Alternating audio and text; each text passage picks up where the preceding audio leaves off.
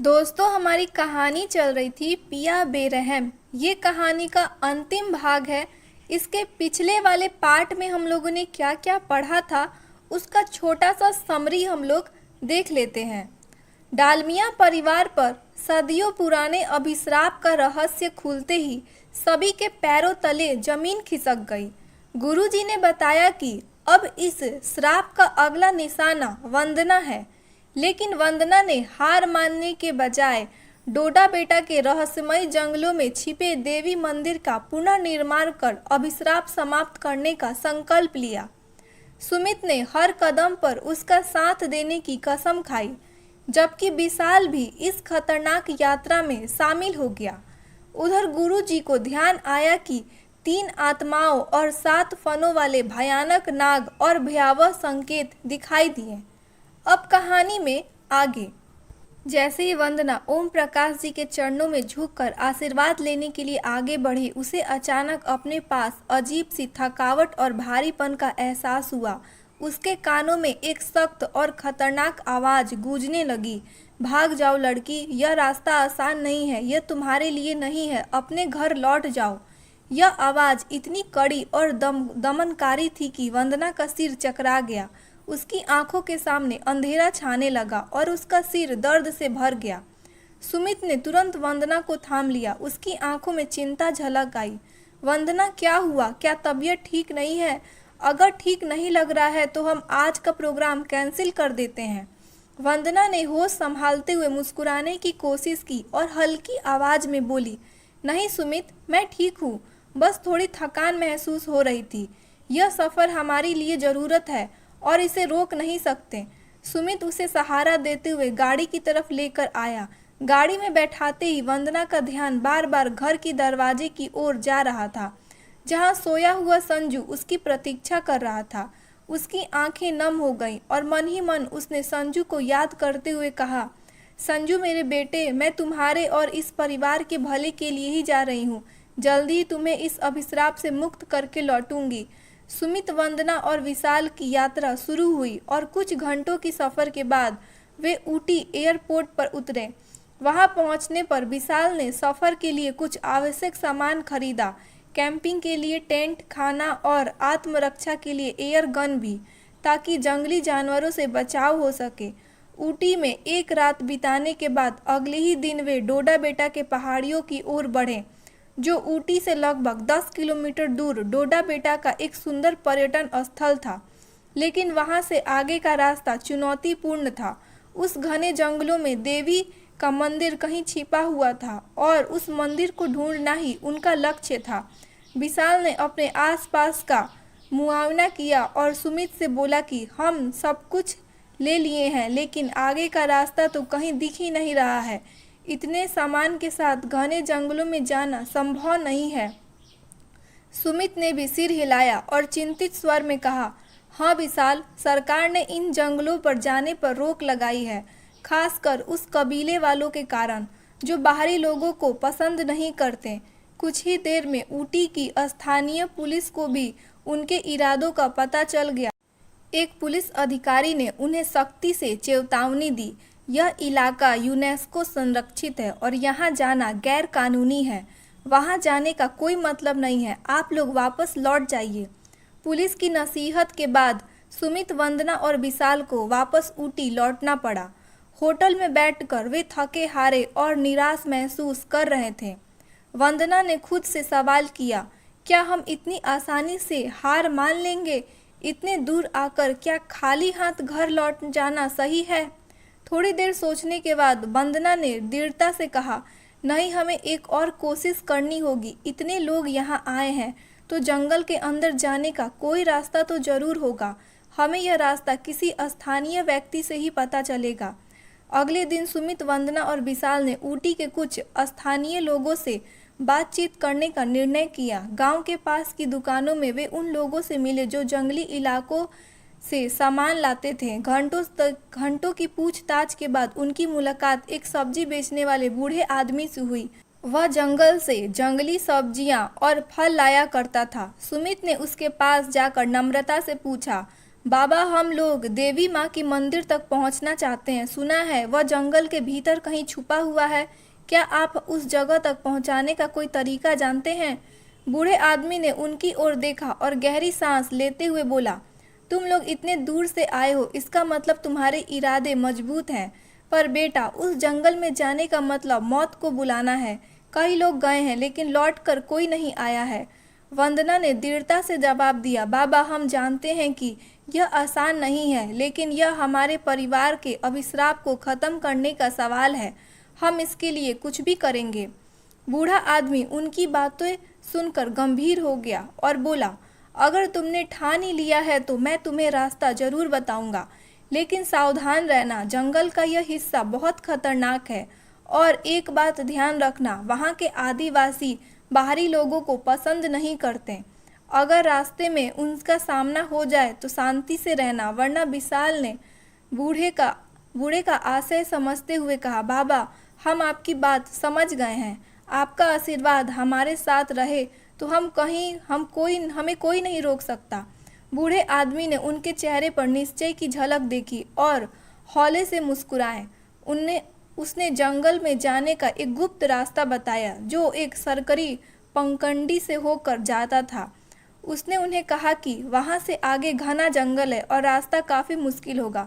सुमित, वंदना और विशाल ने एक दूसरे की ओर देखा। उसने अब जोश और आत्मविश्वास लौट आया था।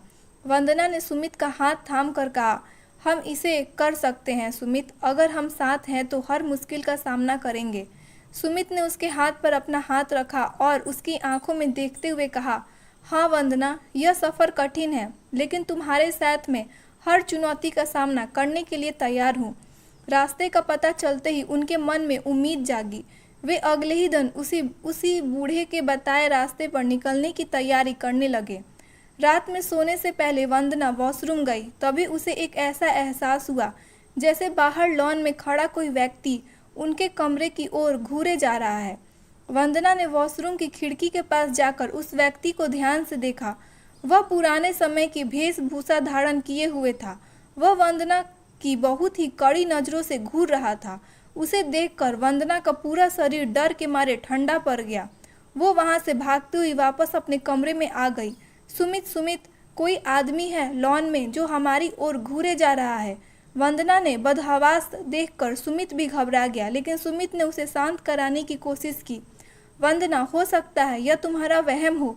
इस जंगल में हम सब वैसे ही थोड़े डरे हुए हैं। वंदना ने दृढ़ता से कहा, नहीं सुमित, मैं सच कर रही हूँ, मुझे कोई भ्रम नहीं हुआ था। उसने मुझे ठंडी कड़ी नजरों से देखा। सुमित उसकी बात पर विश्वास करते हुए बाहर बरामदे की ओर बढ़ा, लेकिन लॉन में कोई भी नहीं था। वह कुछ देर तक चारों ओर देखता रहा, फिर वापस आकर वंदना से बोला, वहाँ कोई नहीं है। अगर कोई होता तो इतनी जल्दी वहाँ से गायब हो जाता क्या? वंदना की चिंता अभी शांत भी नहीं हुई थी कि तभी दरवाजे की घंटी बज उठी। सुमित ने दरवाजा खोला तो सामने विशाल खड़ा था। उसका चेहरा भी डरा हुआ था और उलझन से भरा हुआ था। सुमित ने उसकी हालत देखकर पूछा, विशाल, क्या हुआ? तुम इतने डरे हुए क्यों लग रहे हो? विशाल ने हिचकिचाते हुए कहा, भैया, मैंने लॉन में एक आदमी को देखा जिसने पुराने जमाने के कपड़े पहने हुए थे और वो हमारी तरफ ही देख रहा था। उसके चेहरे पर एक सख्त निगाह थी। वह ऐसा लग रहा था जैसे सुमित और वंदना एक दूसरे की ओर देखा। अब यह महज संजोग नहीं था। सुमित ने होटल के मैनेजर को फ़ोन करके सुरक्षा की व्यवस्था करने का अनुरोध किया। मैनेजर ने उन्हें आश्वासन दिया कि वह पूरी कोशिश करेगा कि ऐसा कुछ भी दोबारा ना हो। अगले दिन सुबह वे जंगल के अंदर जाने की तैयारी में जुट गए। विशाल ने कुछ घोड़े की व्यवस्था कर ली थी ताकि उनका सामान उन पर लाद कर ले जाया जा सके। उन्हें जंगल के अंदर जाने के लिए एक गार्ड की भी ज़रूरत थी। काफ़ी तलाश के बाद उन्हें केशव नाम का एक व्यक्ति तैयार मिला। केशव ने शुरुआत में अनिच्छा जताई थी, लेकिन विशाल ने विनती सुनने के बाद वह उनके साथ चलने को तैयार हो गया था। उसने उन्हें बताया कि एक आदिवासी कबीले के मुखिया से उनकी दोस्ती है और वहाँ उन्हें कुछ समय आराम करने के लिए जगह भी वो दिलवा सकता है। सुमित, वंदना और विशाल केशव के साथ जंगल की पगडंडी पर धीरे धीरे आगे बढ़ने लगे।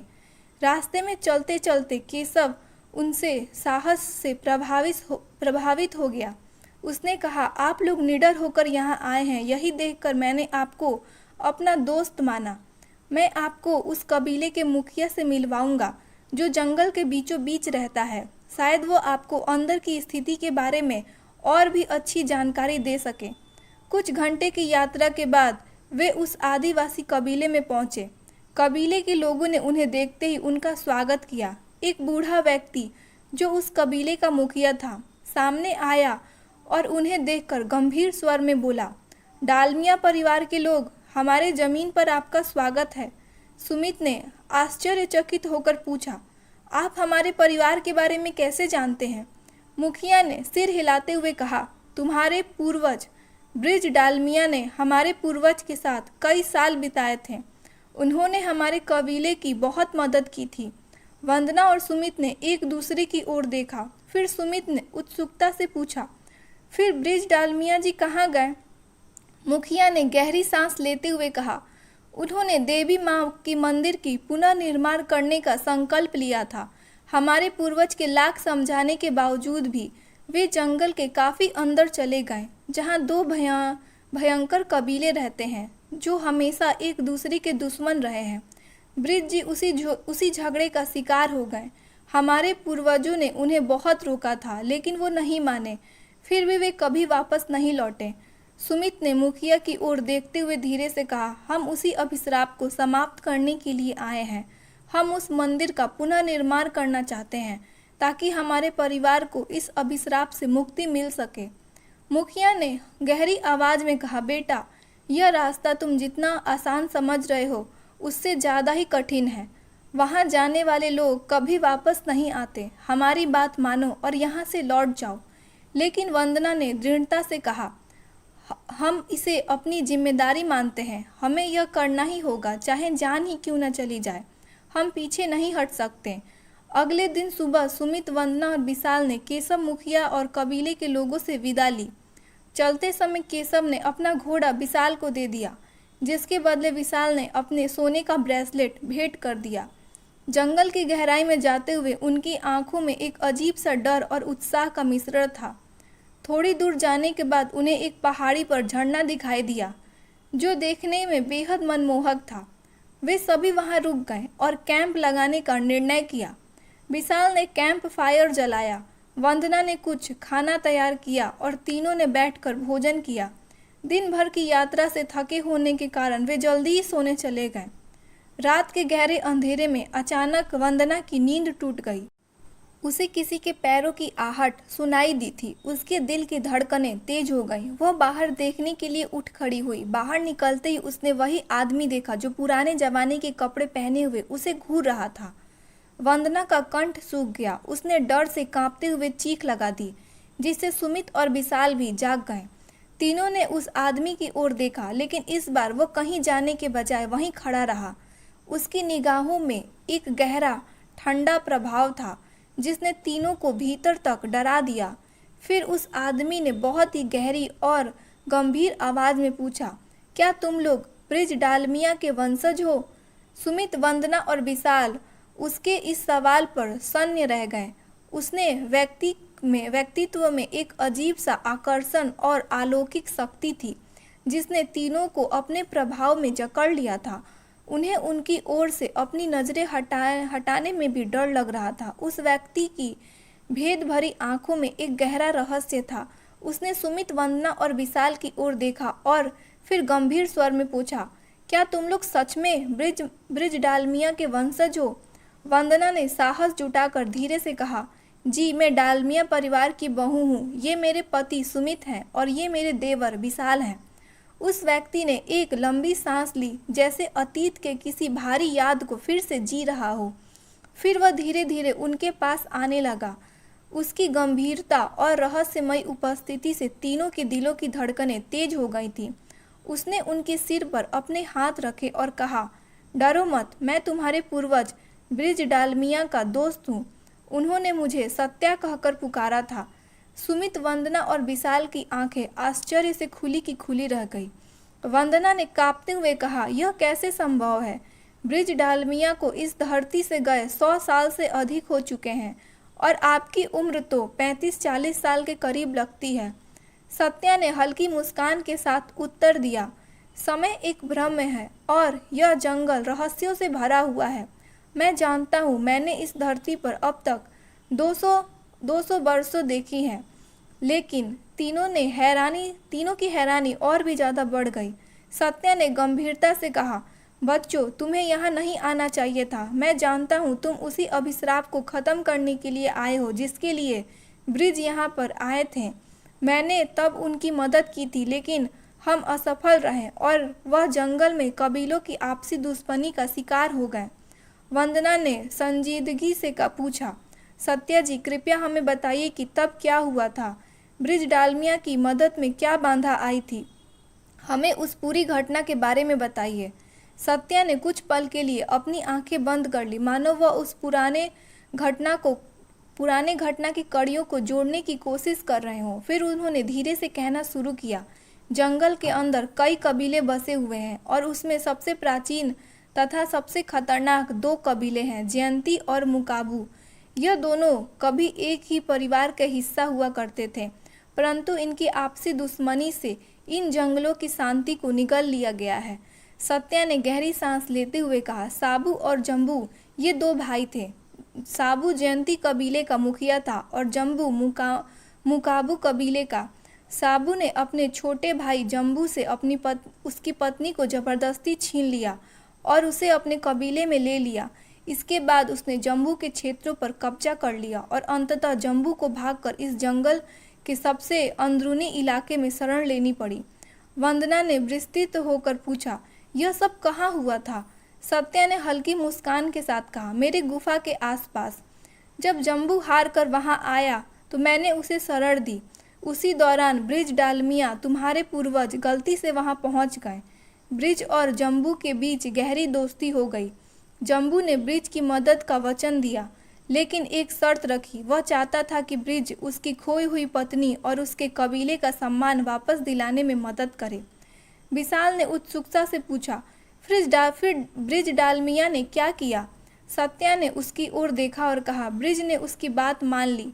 बदले में जम्बू ने देवी माँ के मंदिर का रास्ता दिखाने का वादा किया ताकि ब्रिज अपने परिवार को अभिशाप से मुक्त कर सके।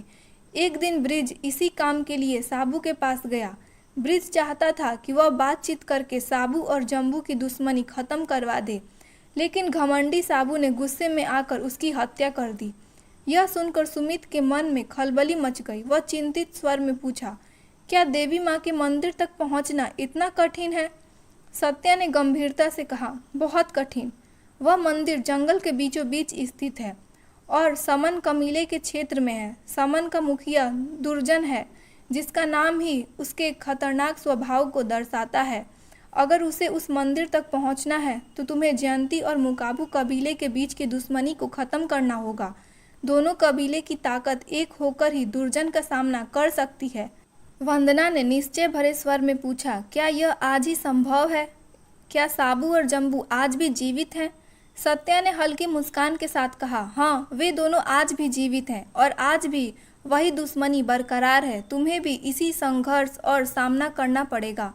सुमित ने विशाल की ओर देखते हुए कहा, यह तो वाकई बहुत खतरनाक है। हम यहाँ क्या कर रहे हैं? सत्या ने धीमे स्वर में वंदना से कहा, यही कारण है कि मैं तुम्हें बार बार यहाँ आने से मना कर रहा था। मैं तुम्हारी ममता का आदर करता हूँ वंदना, लेकिन यह राह बहुत कठिन है। वंदना ने आश्चर्य से पूछा, आपने हमें रोकने की कब कोशिश की थी? सत्या मुस्कुराया और बोला, याद है वह आवाज़ जो बार बार कह रही थी कि तुम भाग जाओ, यहाँ से मत आओ? यह आवाज़ मेरी ही थी। मैं अपनी मानसिक शक्ति का प्रयोग करके तुमसे संपर्क साधने का प्रयास किया था। मैं तुम्हें इस कठिन राह से बचाना चाहता था। सत्या का यह उत्तर सुनकर वंदना स्तंभ रह गई। उसकी आंखों में अजीब सी चिंता थी, पर उसका निश्चय उतना ही मजबूत था। सत्या की बातों ने उसकी हिम्मत को और भी ज़्यादा दृढ़ बना दिया। लेकिन तभी सत्या के चेहरे पर एक गहरी गंभीरता छा गई। उसने अपने हाथों से तीनों को जोर से धक्का दिया और वे घबराकर पीछे की ओर गिर पड़े। तीनों की चीख निकल गई और उन्होंने भय तथा आश्चर्य से सत्या की ओर देखा। तभी अचानक सत्या का चेहरा कठोर हो गया और उसने कहा, अब समय नहीं है, जो भी करना है उसे शीघ्रता से ही करना होगा।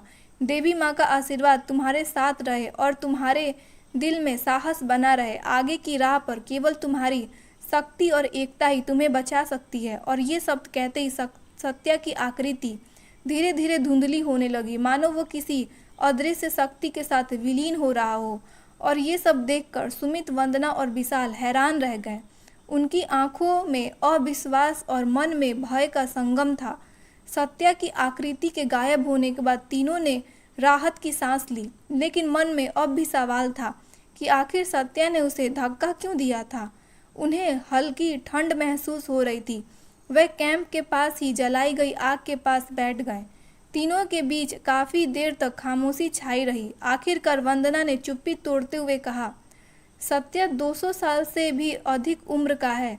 वह हवा में विलीन हो सकता है, समय के आर पार देख सकता है, पर उसने हमें धक्का क्यों दिया? इसका जवाब किसी के पास नहीं था। सभी सोच में पड़े रहे, मानो किसी गहरे रहस्य के जाल में उलझ गए हों। धीरे धीरे सुबह की हल्की रोशनी फैलने लगी। जैसे ही उनकी नज़र अपने कैंप की ओर गई, सुमित ने देखा कि उनके तंबू में कुछ तीर धंसे हुए थे, जिनकी स्थिति देखकर यह पता चल रहा था कि किसी ने उन्हें छिपकर दाईं ओर से चलाया था। विशाल ने स्थिति को भांपते हुए और आसपास के माहौल का जायजा लेते हुए कहा, मुझे लगता है कि जब सत्या ने हमें धक्का दिया उसी वक्त हम पर यह हमला हुआ था। सत्या ने हमें गिराकर बचा लिया ताकि वे तीर हम पर न लगे, और शायद इसीलिए वह अचानक गायब हो गए ताकि हम पर हमला करने वाले को अपने पीछे ले जा सकें।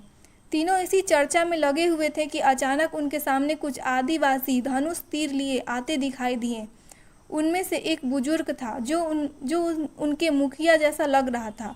उनके पास आकर विनम्रता से अभिवादन करते हुए कहा, सत्या ने मुझे आपके पास भेजा है, आप हमारे साथ चलिए।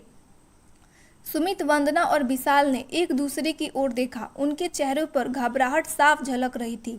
सुमित ने साहस जुटाकर पूछा, आप कौन हैं और सत्या हमें क्यों बुला रहे हैं? बुजुर्ग व्यक्ति ने मुस्कुराते हुए उनकी घबराहट को भांप लिया और शांत स्वर में कहा, डरिए मत, हम लोग मुकाबू कबीले से हैं और मैं उनके मुखिया जम्बू का सेनायक हूँ। सत्या ने आप लोगों को अपनी गुफा में बुलाया है, जल्दी चलिए, क्योंकि यहाँ जयंती कबीले के लोग किसी भी बाहरी व्यक्ति को देखते ही हमला कर देते हैं।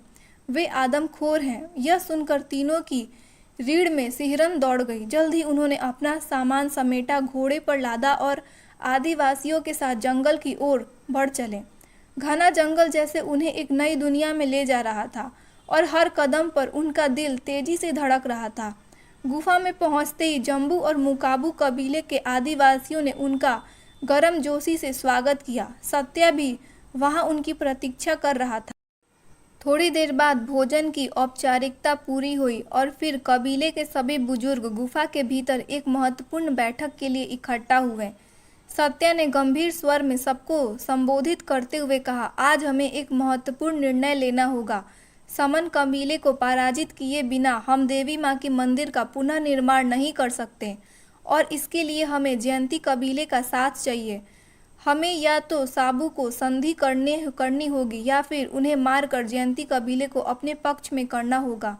जम्बू ने चिंता भरे स्वर में कहा, साबू मेरी पत्नी को कभी वापस नहीं करना चाहता और ना ही हमारे कबीले की छीनी गई जमीन लौटाने के लिए तैयार है।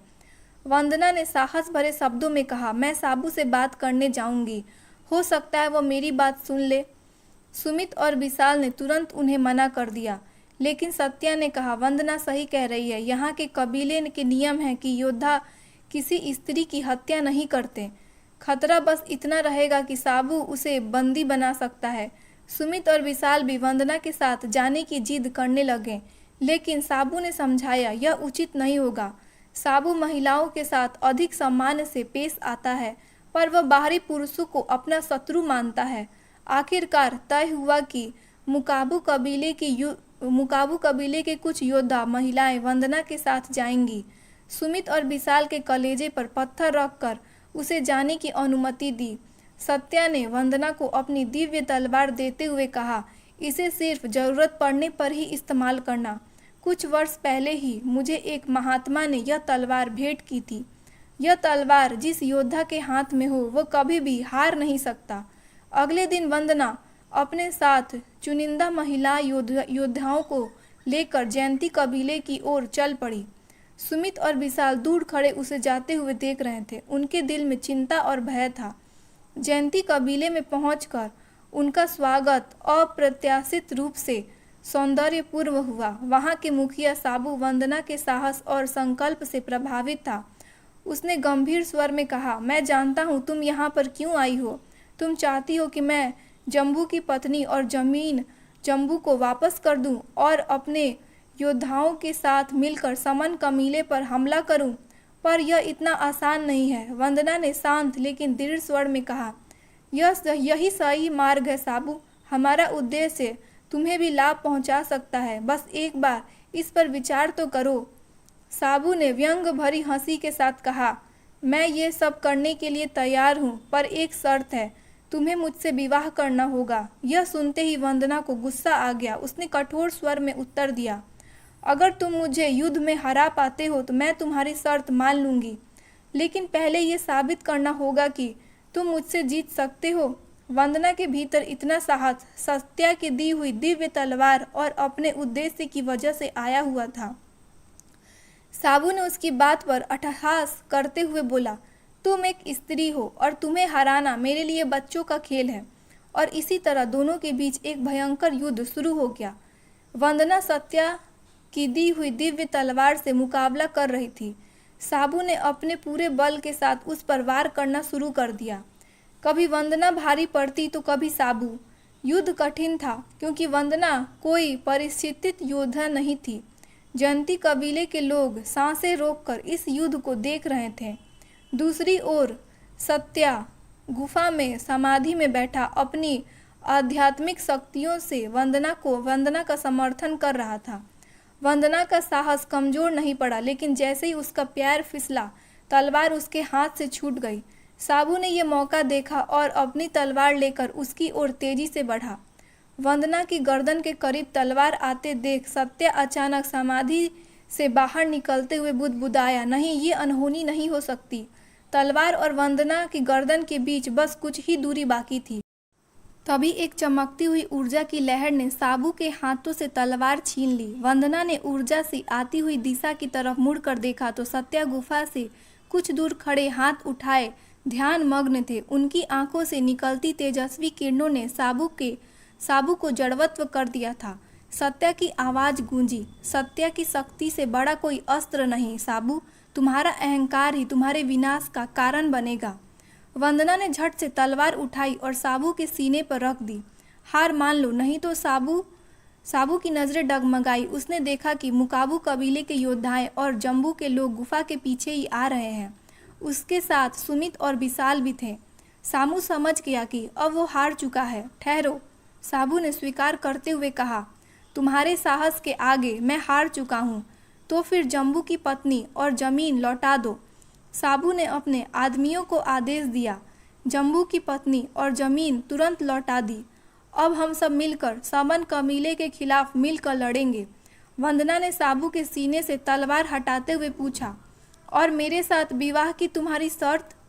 साबू ने हल्का सा मुस्कुराया, तुम्हारी निडरता ने मुझे सबक सिखा दिया है। वह शर्त भी अब रद्द होती है। इसके बाद दोनों कबीले ने मिलकर समन कबीले पर हमला कर दिया। सत्या के मार्गदर्शन और दिव्य तलवार की शक्ति से समन कबीले बुरी तरह से पराजित हो गए। युद्ध समाप्त होने के बाद सुमित ने तीनों कबीलों की सरदारों की एक बैठक बुलाई और उन्होंने देवी माँ के मंदिर की पुनर्निर्माण की बात की। सभी सरदारों ने संघर्ष और प्रस्ताव स्वीकार कर लिया और मंदिर का पुनर्निर्माण शुरू हो गया। मंदिर की नींव और पहला पत्थर सत्या के पूरे विधि विधान के साथ सुमित और वंदना के हाथों से रखवाया। उसके बाद तीनों कबीलों के सरदारों और लोगों ने भी एक एक पत्थर रखकर इस पवित्र कार्य में अपना योगदान दिया।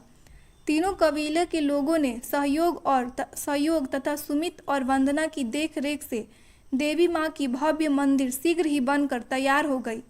नए मंदिर में माँ की प्रतिमा का स्थापना भी सत्या ने सुमित और वंदना के हाथों से करवाया। इसके बाद उन्होंने अभिमंत्रित तलवार वंदना को सौंपते हुए कहा, यह तलवार अब तुम्हारी है, इसे अपने घर के पूजा घर की प्रतिमा के साथ रखना और प्रतिदिन माँ की पूजा के बाद इसकी पूजा करना। जब तक यह तलवार तुम्हारे परिवार में रहेगा, तुम्हारे परिवार पर कोई भी आफत नहीं आएगी। बहुत बहुत धन्यवाद आपका। ये कहते हुए वंदना ने दोनों हाथों से आदरपूर्वक तलवार ग्रहण किया और सत्या के चरण स्पर्श करके उनका आशीर्वाद लिया। फिर सुमित ने भी सत्या को प्रणाम करते हुए कहा, अगर आपकी आज्ञा हो तो अब हम सब घर के लिए चलते हैं। नहीं, अभी नहीं। तभी सुमित के पास खड़ा विशाल बोल पड़ा। विशाल की बात सुनकर सत्या, सुमित और वंदना तीनों चौंक गए। लेकिन तुम सब यहाँ रुककर करोगे क्या? सत्या ने आश्चर्य से पूछा। विशाल ने गंभीर स्वर में कहा, यहाँ से जाने से पहले हम आपके बारे में जानना चाहते हैं। आप कौन हैं? आप हमारी इतनी सहायता क्यों कर रहे हैं? विशाल का प्रश्न सुनकर सत्या के चेहरे पर हल्की सी मुस्कान फैल गई। उन्होंने कहा कि ठीक है, आओ मंदिर के बाहरी चबूतरे पर बैठते हैं। सब लोग वहीं मंदिर के बाहर बने चबूतरे पर सत्या के चारों ओर बैठ गए। तब उन्होंने कहना शुरू किया कि मैं इस मंदिर का प्रथम पुजारी था। मैं प्रतिदिन बिना नागा पूरी निष्ठा के साथ माँ की पूजा किया करता था। एक दिन मेरी भक्ति से प्रसन्न होकर माँ ने मुझे अमर का वरदान दे दिया। इसी कारण मैं आज भी जीवित हूँ। सुमित ने आश्चर्य से पूछा, फिर आपने उस समय हम तीनों को धक्का क्यों दिया था?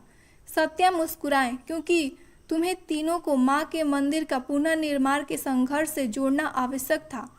तभी तुम्हारे खानदान का अभिशाप समाप्त हो सकता था। फिर उन्होंने स्नेह भरी दृष्टि से वंदना की ओर देखते हुए कहा, वंदना बेटी, तुम्हारे धैर्य और साहस से मैं बहुत प्रसन्न हूँ। तुमने असंभव को भी संभव कर दिखाया। इतना कहकर सत्या धीरे धीरे हवा में विलीन हो गए। कुछ क्षण तक सभी लोग स्तंभ बैठे रहे।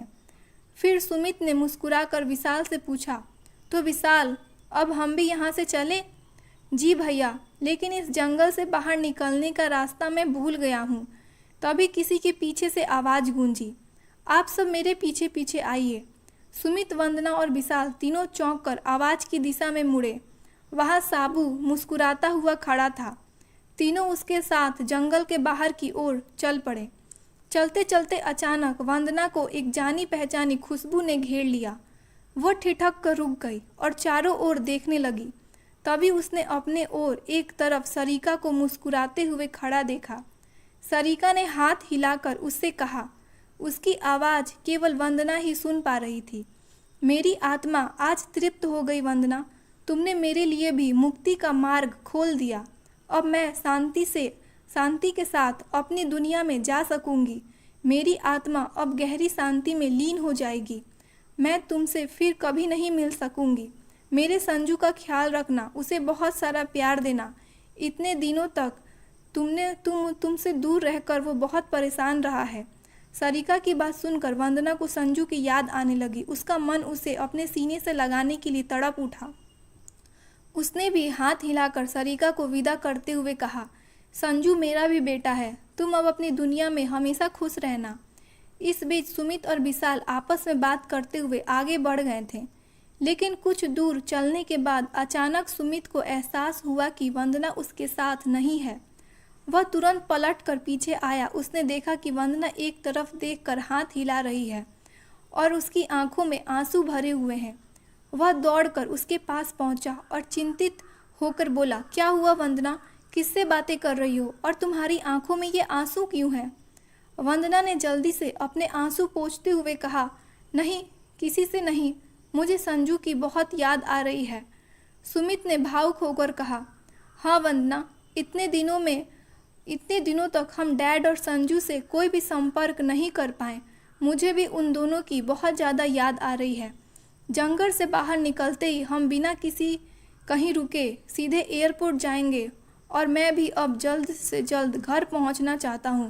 2 दिन बाद जब सुमित और वंदना और विशाल अपने घर पहुंचे तो वंदना दौड़ती हुई सीधे संजू के कमरे में गई। उसे आया की गोद से संजू को उठाकर अपने सीने से लगा ली और भावुक होकर रो पड़ी। दूसरी ओर सुमित और विशाल डाइनिंग रूम में बैठकर ओम प्रकाश जी को अपनी लड़ाइयाँ और जीत की पूरी कहानी सुनाने लगे। दोस्तों इसी के साथ हमारी ये कहानी ख़त्म होती है। बहुत जल्द मिलेंगे एक नई कहानी के साथ। तब तक के लिए स्वस्थ रहें, मस्त रहें। हमारे चैनल कहानियाँ विथ रिया को ज़रूर सब्सक्राइब कर लीजिएगा। वीडियो पसंद आई हो तो वीडियो को एक लाइक ज़रूर कीजिएगा, हाइप का बटन ज़रूर दबाइएगा।